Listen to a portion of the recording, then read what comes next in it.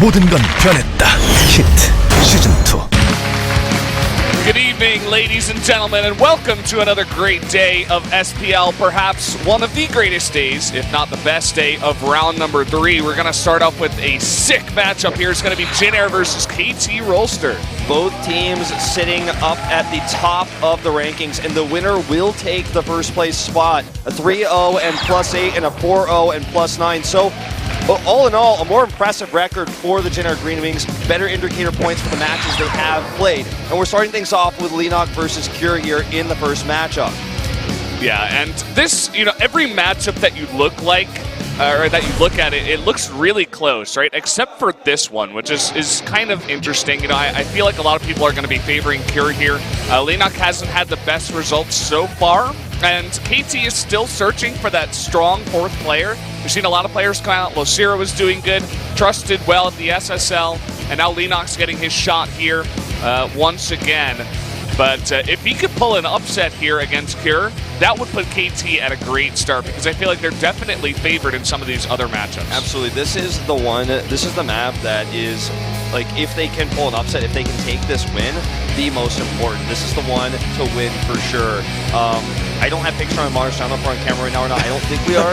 No, we're looking at players here. Yeah, monitor died the second we started the cast. So it was totally fine up until the cast started. Yep, we're about to go on camera, I think. So sorry if I look weird if I'm like trying to fix my monitor because it's not working. And yeah, monitor is not working. But, so we'll have to deal with that. I think we're on camera. I think so, but not 100% sure. We will need someone to come down and fix that, and that will probably happen. But it's a great day down here at the studio. It's packed. It's filled with people. The entire normal chair seating that we have is totally filled. We have people sitting upstairs. The back row seating is filled as well. It's actually kind of crazy. All right, so let's take a look at the current rankings. Jin Air and KT vying for first position. With any score today, with a win for Jin Air, they will in fact pass KT Rolster and take first place.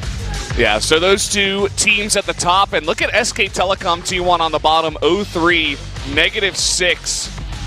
It's not looking like a great round for them so far, and we're still trying to signal people to come over here and do our monitor and fix that up. But you guys can see on screen the winners ranking so far. Zest and Hero tied at 14 wins a pop. That's right. And, when you look at this, it's filled with, well, you guessed it, KT Rolster players, 2 Jin Air players as well.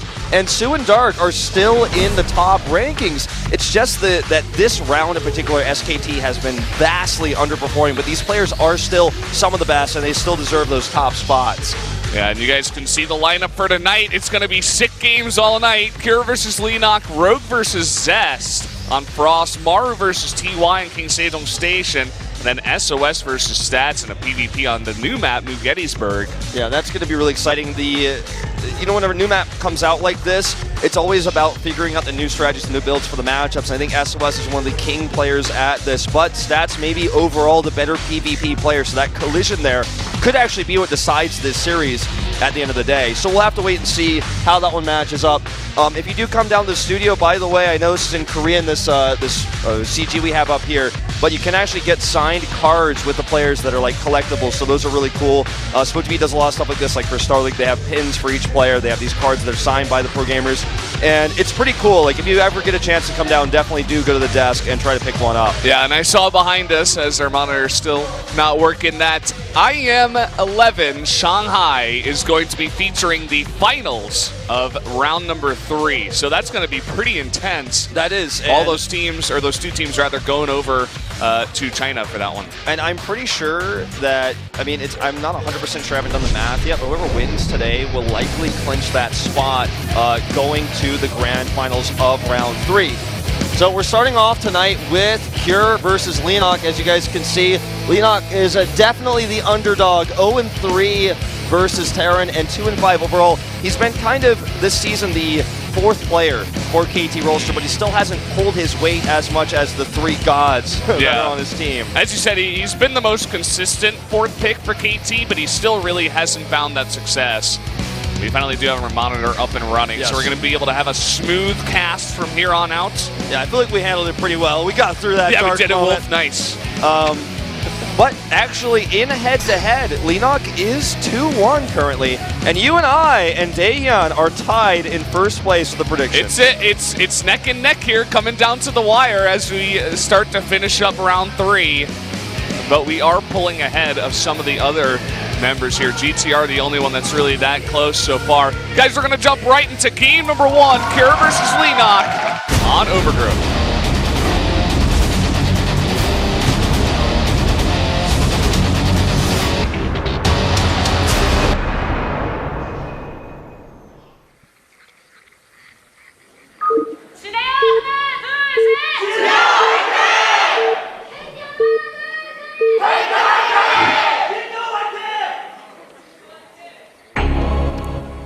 Down here in the bottom left, in the green, for, you guessed it, the Jin Air Green Wings, it is Cure. And up to the top right, in red, a long-standing Starcraft 2 pro, it is Leenock, who's actually done something a bit unusual and taken his hair from purple to blonde. Yeah. I think it's his first time. A lot of changes coming in here at the end of round 3 for some of these players. Yeah, I mean, a lot of changes for us, too. We got headsets now. Yeah, we're Sennheiser boys. Yeah. I don't have to hold that mic up anymore. So I'm feeling good about it. I don't know, it was a nice little workout, you know, holding that mic for the entire cast, but this is definitely a lot more comfortable. Absolutely, sure. It's more fluid. It's more what I was used to for most of my casting career. Only at SPL2016 did I really become accustomed to hand mics. I did a little bit of hand mic casting at WCG as well.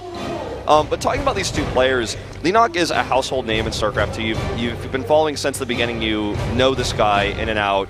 I was actually once part of the same team as he was Epic's Open before that disbanded and became FOU again.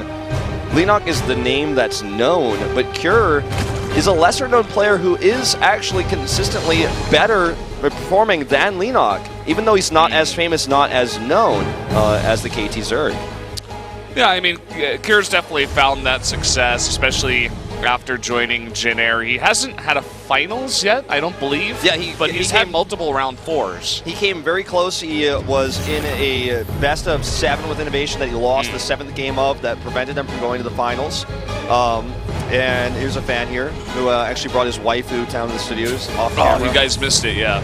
He's got his waifu doll here. He's got his waifu. But he was 1 game away from defeating Innovation and going to the finals. Innovation won, I believe, in 2015, Season 1. One of those rounds back then, or GSLs rather. And then he faced TY again and to try to go to the finals, but TY defeated him and went on to face Zest in the most recent GSL finals. So a 2-time top performer in the GSL, 2 round of 4s, and a very consistently good Pro League player, especially this year. And I think definitely the favorite. He was a 7-0 vote as well going into this. I was so busy looking at our prediction ratings and where we stand to actually see how it went, but no surprise that Cure does get the votes here, a lot more consistent of a player. This is going to be fun. We don't see all that many Zergs coming out nowadays, as Korea's kind of, you know, said, hey, Zerg is the underpowered race right now. We want to use other players, we want to use other races. And obviously some changes are coming into effect soon. Yeah, next week is what the official post said. I don't think a date was given, but it'll probably be maintenance day. I was excited to see it. I thought maybe the patch was coming out today, but it's next week. Yeah. Everybody hold your horses. I'm going to do a little bit of a spoiler, but I was going to vote for Rogue instead of Zest if those changes did come in, but they're not in yet. Yeah. That's going to be a really interesting map, too, that second game, because it's on Frost. I feel like Rogue, you know, he's beaten Zest with weird strategies before, right? Definitely something crazy could happen. It is a best of 1, and it is Frost, too, so. Definitely could happen. We'll have to wait and see a bit later on. At this game, Speed's going to finish good scouting attempts here by Leenock with his Overlords. Good denials as well from Cure. He's trying to hide the fact that he is going for this Hellion opening. In fact, committing to 4 Hellions already. And look, he's even going to bait these Lings to try to get some kills here. The Reaper survives as well, and he will maintain control of the Watchtower for the time being. But the Hellions are revealed. Yeah, lots of Hellions coming out 2 at a time, and now 2 Liberators as he switches. Or actually makes a second reactor here for that starport, so... This is starting to feel like either an all-in timing, if we see an armory come up perhaps, or there's the armory. This is basically the TY build, right? He did it against Departure on Frost cross position, and he just made it work, and it was not close. Someone did it against Biel on this map, too. It's just a really strong, aggressive build. I like the fact that he is using it here. I feel like Cure could have taken it longer, you know, into a longer game, but you can start off like this and get a lot of damage done as well. Yeah, it's a very powerful build, but it can only transition into mech, obviously because he has one single barracks, and the only thing he's done with that is prevent scouting. The first 2 Liberators coming across the map are just out of vision of that Overlord as well, so he's not going to have much advanced notice that this is coming. He's actually not committing to 2 additional ones at the time. Okay, he just started them. And he has spotted this. Let's see how quickly he can respond. Spores. Oh, there's no wall! And there's nothing back here. Okay, a couple of Hellions pop out, but he doesn't know, he's not reacting. Yeah. Okay, he's going to need to block here, maybe even repair that Hellion. The armory is finished here, but he has Banelings already set up, and the Liberators are being warded off. Leenock with a very solid defense so far. He needs to get more Lings out here, though. Oh, whoa, man. flying the Liberator over the Spore. The second one comes out here. Not a single drone. Okay, 1 drone dies. 1 drone dies. Leenock's defense is the definition of rock solid right now. He holds this with flying colors, shuts this down, kills both Liberators. I was talking up this build, saying this, you know, this is going to be a good build. He should be able to get some damage done, but this got basically no damage done. Kjur took a ton of damage himself. A build is a build, but an execution is something else entirely, and this was a poor execution of a strong build from Kjur. But also Leenock's preparation was intense. He had the Banelings ready. He already knew it was coming without even scouting it. He had extra queens and spores, blind spores that helped protect him. And again, the Spore Crawler moving into position, drones evacuated, only 2 kills so far, and also the larva. It's just the ultimate defense, like you were saying. This isn't over, by the way. A bunch of Hellbats, but he doesn't split! They all get killed by the Banelings! Oh, man. Oh, and no! this CC is the signal that this push is basically over, okay? He has to transition. He did get a little bit more damage done with those Liberators that were in the main base, and he has them still over here. They're still a threat, and Leenock did get split a bit, he got a bit caught, a bit split. But the key things here to note is his lair is now finishing. He has 1-1 upgrades on the way, and he's finally flexible enough to drone. He's droning up again. He's getting his economy back online. Oh, man, Kjur. Shut down again. In range of the Spore. Yeah, another mistake. It doesn't look like he's playing too fluidly today, to be honest, and it's definitely going to hurt him here. He gets a bit of damage done. Yeah. This is too much. He's actually really starting to turn his control on. And when you have this many Liberators, I mean, it's hard to multitask against this. He's going to lose a queen here and multiple more drones as well as a few larvae. And look, this isn't dealt with yet either. Move command on the queen, and he targets the drones manually here just to ensure he can get maximum damage. Very well done. And suddenly, within seconds, this game has turned from bad to excellent for Kjur. Yeah, in just a few seconds, as you were saying, here comes a bunch of Lings at the front, but there are Hellions to defend. He now has that 3rd CC ready to go. The wall's going to break down, and he does get inside, but with 4 Hellions here, they could even be transformed to Hellbats. This should be an easy defense for Kjur. Yeah, no problem, and just throwing away a bunch of those Lings, not really finding damage, and there's more Hellbats on the way, and he still hasn't cleaned up all these Liberators. Yeah, wow. Making another Spore now, just trying to desperately deal with this. This is actually crazy how much he's turned this around. He just didn't lose many of his Liberators, so they just kept doing damage, and Leenock started to crumble a little bit. Even Hellbats in here cleaning out the stern line. This is almost starting to look like a lost game. Those Lings were such a waste as well. They accomplished nothing. They killed a Supply Depot and a Hellion earlier for all the map pressure he had, which spends a lot of his larvae, so it's harder for him to drone. He lost so much larva. Even the Liberators were killing larvae. You know, that's where we're at right now. Yeah, not the cleanest game we've had here at the SPL. But obviously a lot on the line for both of these teams and for both of these players, so perhaps a bit of nerves coming in. He's going to need more than 4 Mutalisks to deal with this as well. I mean, I suppose if he catches them when they're in Liberation mode, he should still be able to clean them up, and I guess they can technically kill 2 Liberators that are damaged by Queens. But his Spire tech here is just purely going to be for dealing with Liberators. And by the way, we haven't mentioned this at all, but Kjur has done what I thought would basically be the impossible. He's instead of going to Mag, he went totally the other way. He went for Bio. He's been doing this for a long time, but this is not news. I mean, you look at the production tab, you can see he's been working on it for a while. But he's adding now those extra barracks. He needs to keep this 3rd base alive, though, to make use of all those production facilities. Yeah, it was basically a full transition, and at the same time, he took the 3rd base. If he didn't get that damage done with the Liberators, he was going to be so far behind. Leenock could have put on so much pressure, you know. He would have had all of that larva. He wouldn't have lost so many drones. He could have even done like a Baneling counterattack if that was survived. He could have maybe ended the game, as you were saying, and a little bit more damage coming in here. But with all that damage, he's now had the room to make this Bio army that has Hellbat support and has 1-1 upgrades nearly completed. The only thing he's missing here is combat shields, but otherwise everything is solid. Also, the other thing we have to mention is that Leenock is going back to that Ling Bling Muta style. We really do not see this all that often in Korea anymore. It's really the Roach Ravager into a Hive with some Infestors. That's like the common build you see in ZVT nowadays. But he's really trying to mix it up, and maybe it's because he needed those Banelings for the defense of the first push, and he's like, oh, I've already got this Baneling nest. I can transition into the style rather easily. But is he going to be able to hold off a push like this with all these Hellbats and these 1-1 Marines? They don't have combat shields because of how late the upgrades came in. Yeah, that's the only worrisome thing. Okay, this Baneling counterattack will break down this wall, and look at this! Money SCVs! He doesn't get as many as I thought he would, but still 8 is decent. The problem is all those Banelings are now no longer ready for the defense, and I think this push will just simply roll Leenock over. He's 25 army supply down. No splits, though! Where's the splits? There they are! And that should be enough. I think that should be enough. As long as he has enough Marines to deal with the Mutas in the sky, that's really going to be the question here. And there's not enough Mutas. There's only 5 left over. Now, it looks like actually maybe there just barely is. Maybe there just barely is enough to push this back. But this is not, again, this is Leenock surviving, but this is still pretty bad for him. He lost a few drones here, but he needs to save these medevacs. He needs to send them back. And Hellbat's actually trying to chase on the drones. Lost mining time here for Leenock. As a close call there, he could have lost a lot more. But wow, damn, was that close. I mean, he almost had enough. He almost had enough.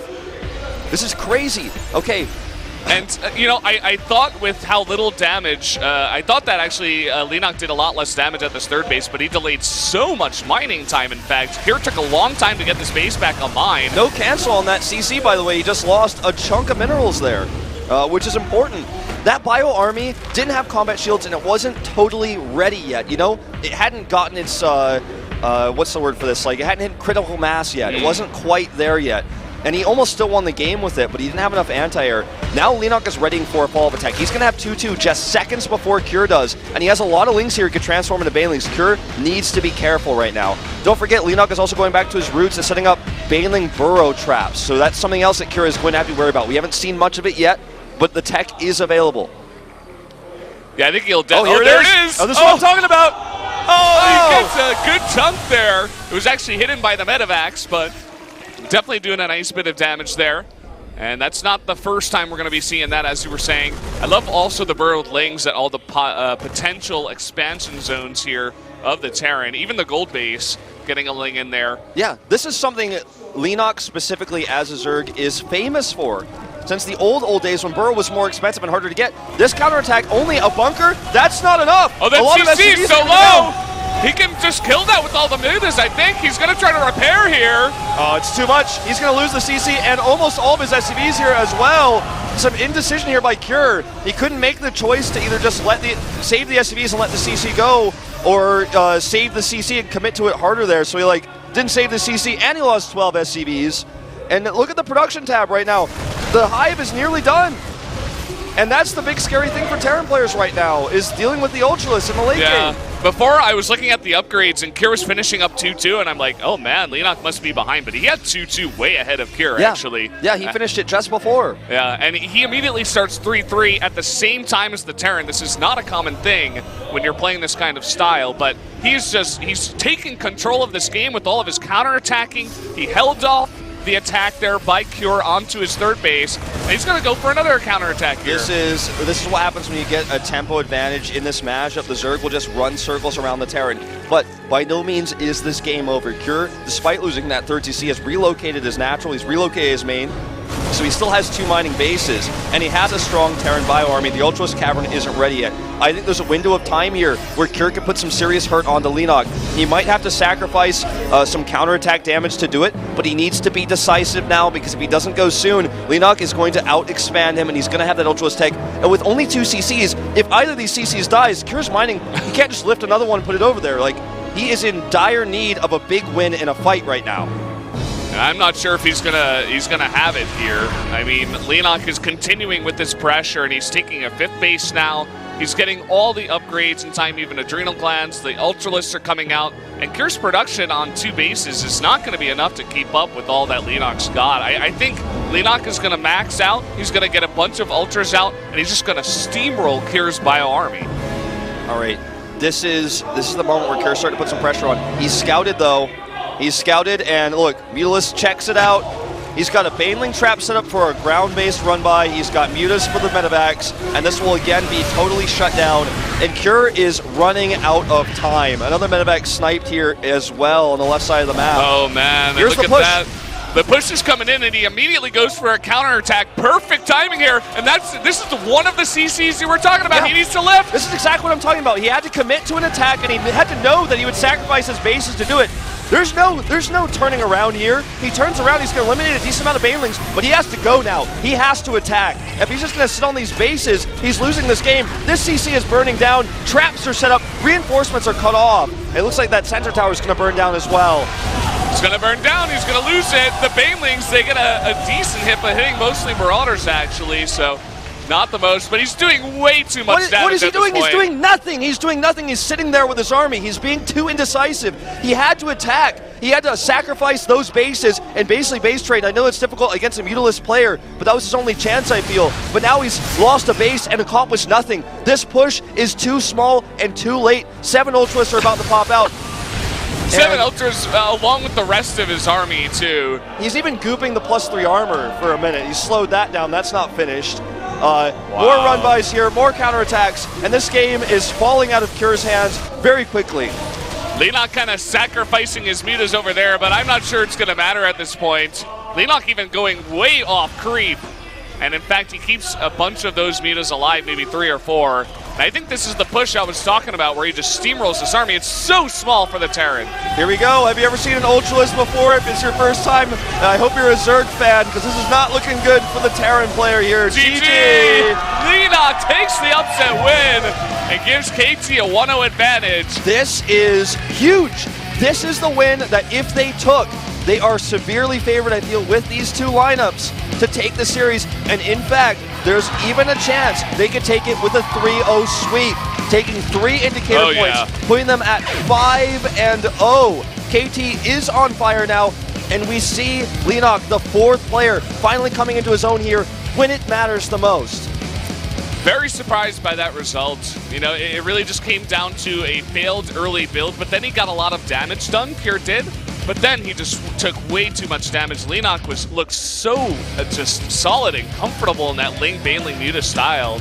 Something that we haven't seen in a while, but worked well for the map. So many counterattacks. He never really fought the army on, straight up when he had to. He survived and he took extra bases. He was constantly getting ahead of Pure in that game. So Leenock takes an upset win, and now either Rogue or Maro will need to take a win to force that 4th game.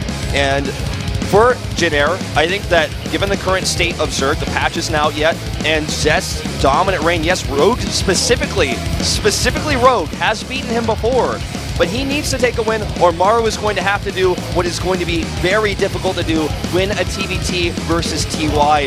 Someone who defeated his teammate in the round of 4 of the GSL last season. This is a scary moment for Jin Air, given the lineups that we have. They're absolutely in dire straits right now, I would say even. This is a win they needed to take, and Cure failed them. They needed this Cure win, and then they needed one of Rogue, Maro, or SOS to take their games, which definitely is possible, if not probable or expected. You know, that Maro versus TY game, I don't even know what the predictions are, but they should be pretty close. I know SOS versus Stats is 4-3. Yeah. I'm not going to spoil who predicted what yet, but we did have actually a Rogue vote. There was one person that went for Rogue. There was. I was thinking about it. I was pretty close, but I had to go with the safe pick, which I think is Zest in that matchup. I think Zest is definitely the safe pick. He is probably the best player individually in the world. Jin Air proved in round 2 that they are the best team in the world, but they are, 1 win behind KT. They need this win to pass them, to take that 1st place spot. Both teams, of course, still have one more match to play after this one. It's their 2nd to last game, so we're not set yet. But for this next match, Rogue needs to be a hero. He's had a week, no, not even really, actually, because we still have our announcements on Fridays. He's only had a day to prepare, now that I think about it. So he has to have prepared in a day the build to defeat the king of StarCraft 2, the best player in the world, Zest.